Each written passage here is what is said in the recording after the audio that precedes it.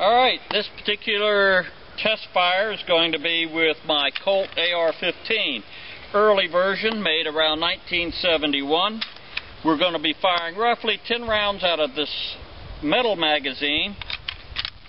It's a 20 round magazine, but we're only going to be firing about 10 rounds.